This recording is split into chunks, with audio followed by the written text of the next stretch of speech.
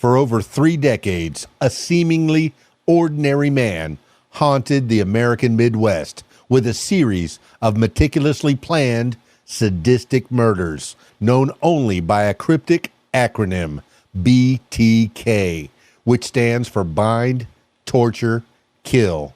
The killer taunted police and media alike, all while hiding in plain sight.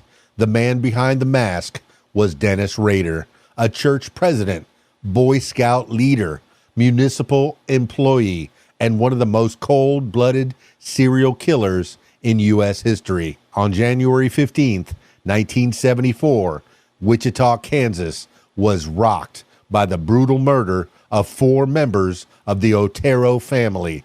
The victims were Joseph, Julie, Joseph Jr., and Josephine. They were found bound and strangled in their home. The crime scene bore a signature the police would come to dread: knots tied with precision, bodies posed, and an eerie sense of control. Over the next 3 decades, Rader would claim 10 confirmed victims, each fitting his sadistic ritual.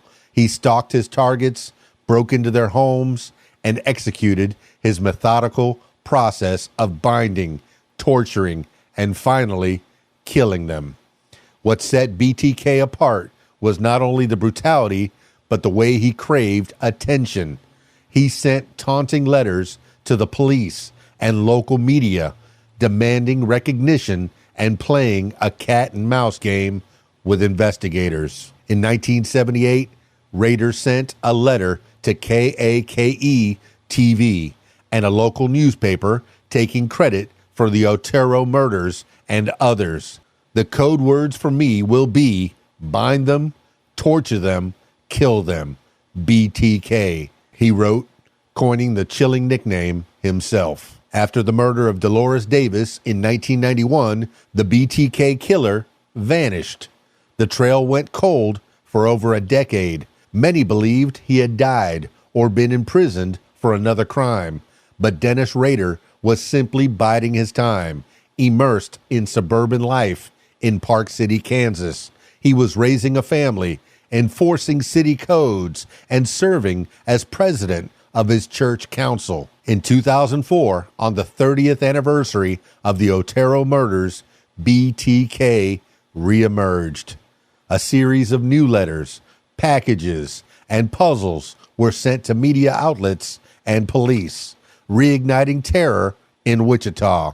Investigators, now armed with DNA technology, compared evidence from old crime scenes and the new correspondence, but the final crack came from an unlikely place: Rader himself.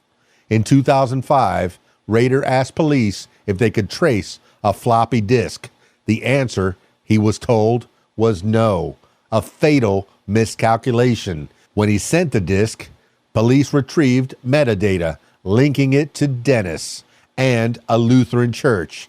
A DNA sample obtained from Rader's daughter confirmed the match. On February 25th, 2005, Dennis Rader was arrested. The community was stunned. How could this soft-spoken compliance officer be a serial killer? In chilling court testimony, Rader confessed in graphic detail to each murder. He referred to his victims as projects and described his actions with eerie detachment. He admitted that the persona of BTK was a separate entity from Dennis Rader, a compartmentalized monster that satisfied his twisted fantasies. Rader was sentenced to 10 consecutive life terms without the possibility of parole. Today, he resides in the El Dorado Correctional Facility in Kansas.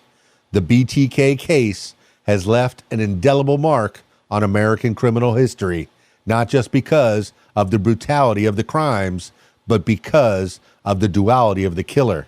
Dennis Rader wasn't a shadowy drifter or a maniac with a wild gaze.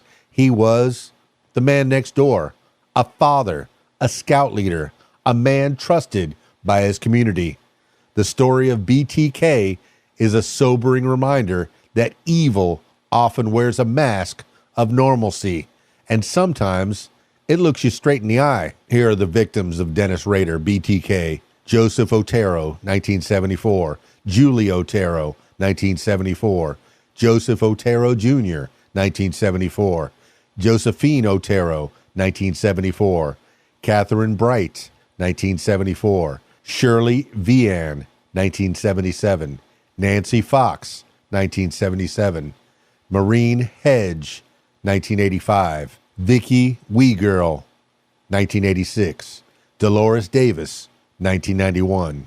If you or someone you know has experienced violence or stalking, reach out to local authorities or contact a national victim support organization.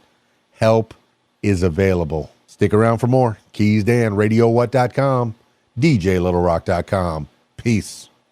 I'm out of here.